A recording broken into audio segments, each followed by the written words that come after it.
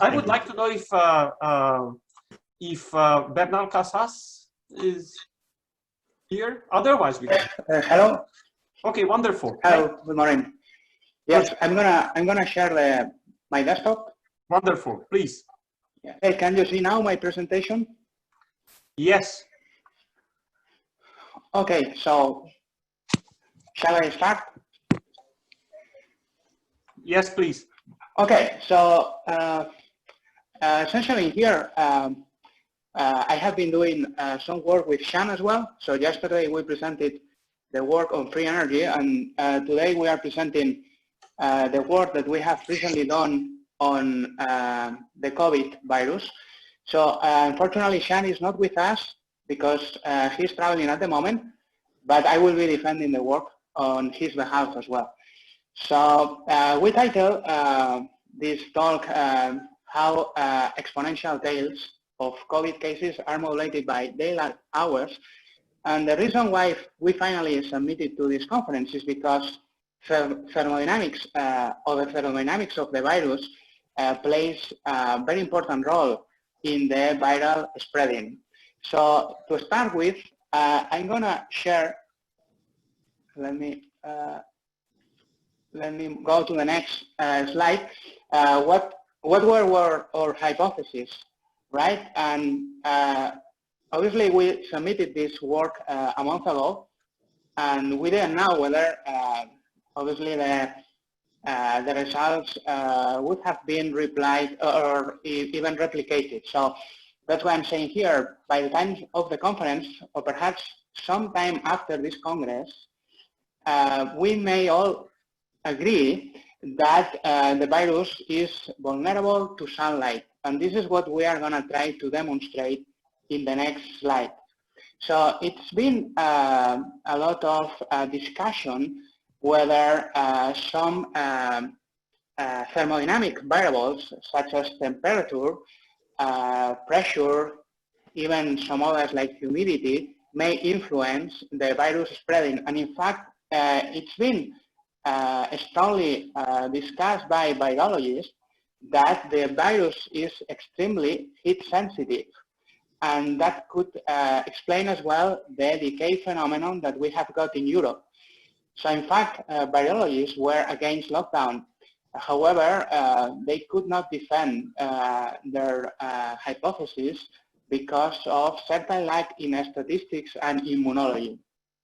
So we would like to differentiate in here two aspects which are very important in the virus spreading, which are the rate of transmission, but also the rate of infection. So, and we like to start with the models that governments, national governments, are now using in order to predict both number of cases and also number of deaths. So the statistical model, which is being used, obviously does not take into account thermodynamic effects on viral transmission and infection.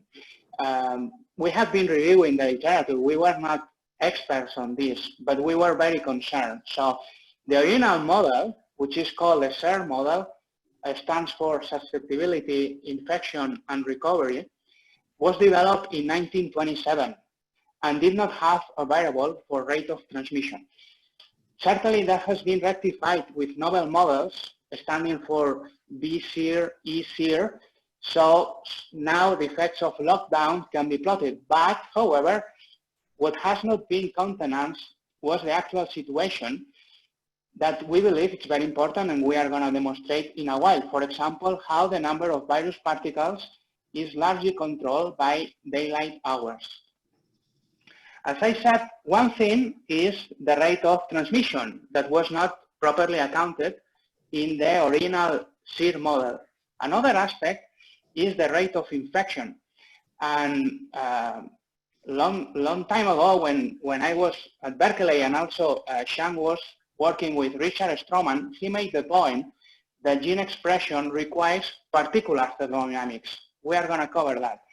So that essentially would mean that the virus cannot infect. And here I am highlighting distinct from transmit without a particular metabolic context. or put it in very simple terms, within a very specific temperature range. Unfortunately, what we have been doing so far is that we have succumbed to genetic determinism, unfortunately at the cost of tens of thousands of lives and crashing the world economy.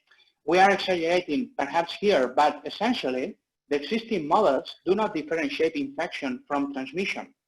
And in the next slide, what we are essentially doing at the moment is that we are following the central dogma of molecular biology, which goes from DNA to RNA and to proteins. As a consequence, biology students cannot countenance the fact of metabolic context, that certainly they affect gene expression, as for example, the ratio between NAD plus and NAD8, which is provoked by proteins called transcription factors to differentially affect gene expression. So what should we do, right? Also, we are taking here the words by novelist Luc Montagnier, which essentially said that it's possible that, like some other coronaviruses, there will never be a vaccine for COVID-19.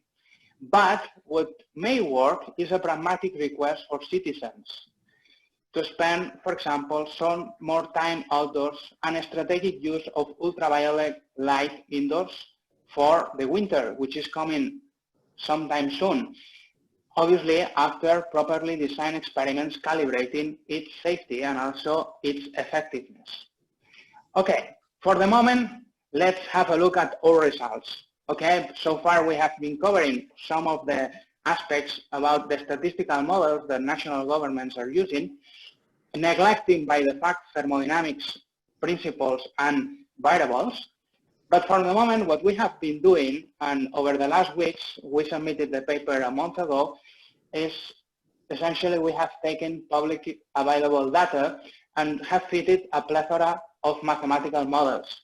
And here we are presenting the very best model that we have got, and also the very best simple model, which shows a strong correlation between the number of daylight hours and the number of cases, both in Ireland and in Spain.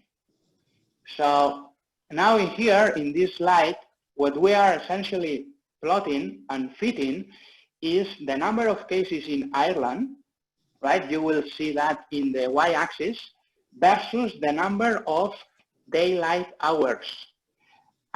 So we fitted an exponential function and we got those two coefficients, the intercept, which is 25.8428, and the exponent, which is minus 0.000375156. Okay, not happy with that.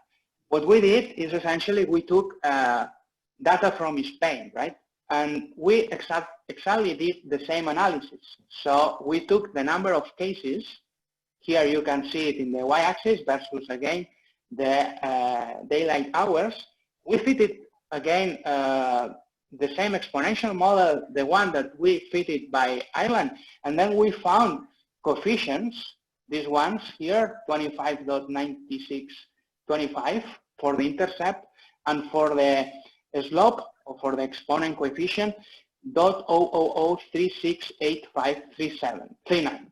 So now, if we compare both graphs, both fitting curves, essentially we observe an unexpected result. So essentially we were thinking on including thermodynamic variables, and we thought that daylight may matter, but we didn't expect that the results were so similar. And here we are comparing Ireland versus Spain. AB, also we computed obviously for statistical purposes the correlation coefficient, which is for Ireland minus 0.93 and for Spain minus 0.91, and the R squared adjusted for the degrees of freedom, which in the case of Ireland is 86%, which means that we can explain 86% of variability in the number of cases, and in Spain 83. So what it seems so far is that both two parameters, intercepts and exponents, seem to converge. So what are our summary and our conclusions? Obviously, while findings are preliminary, the variance explained by daylight length, it's quite huge. So the model itself in Ireland explains about 95% of the variability. The significance, the statistical significance is consistent in Ireland and Spain, two European countries that have different climates. But the exponential coefficient is converging to the same value. So we may say that the fitted responses are independent of the number of inhabitants, which is also something that we did not expect, meaning that the relation is independent on the population, but show a significant relation with daily length. And finally, obviously, as you may know now, some governments are, for some reason, updating numbers. So some values, some number of cases in a day-by-day basis may change, but the statistical significance is very, very high and seems to point out that daylight length has a substantial impact on viral spreading. Okay, what is the home message here? So the home message essentially is that, as already Luc Montagnier pointed out, so we don't know whether we may find a vaccine in the next months, but perhaps by understanding the thermodynamics of the virus, we may be able to control. So far in here, we are showing you just one factor, a good correlation. Do not forget here that essentially what we are doing is correlating, right? We are establishing a link that has got a huge significance so far. But perhaps by taking into account daylight together with temperature and some other thermodynamic variables, we may find like a sort of a graph that may help us to protect ourselves from the quite possible next lockdown in autumn. So for now, these are our analyses. We are also elaborating more sophisticated models, but these are the results that we wanted to show you, both Shan and myself, because I think that it may help us to everybody, to the whole scientific community, to understand the neurobiology of the virus. So thank you very much for your time, and I will be happy to attend now your questions. Thank you very much, David. Any questions? So accidentally, I'm not sure if it's correct, but somehow the next session seems to start at noon, which I'm a little bit surprised by, because the first talk here started at 10:45. So anyway, before that happens, a very quick question. So you see this effect of daylight hours. Do we have a knowledge of how much is direct, meaning killing the virus, and how much is indirect, meaning people getting better immunity by moving, staying outside, and so on? We have not analyzed that. So essentially what we have been doing is we have been taking public data. So all the data is essentially public. So we have been doing for Ireland and Spain. Obviously everybody could do it for their own countries. What we are now revealing is a strong correlation. So which means, and that could explain the exponential decay in Europe now at the moment, right? Obviously, we do not like to argue whether we believe that may play a very important, that could be a very important factor in some other countries. But this is essentially because, I mean, for us, we are neuroscientists. So, but we were somehow very concerned about the way that everything was, the way that everything developed, right? So we wanted to explore a little bit the data, and essentially we don't have any relation with any organization. So essentially this is work that has been done by ourselves, but with no funding at all, right? It is like out of our mainstream, which is mainly neuroscience. I think, Gabor, we have to stop here and pass this session to Ashwin.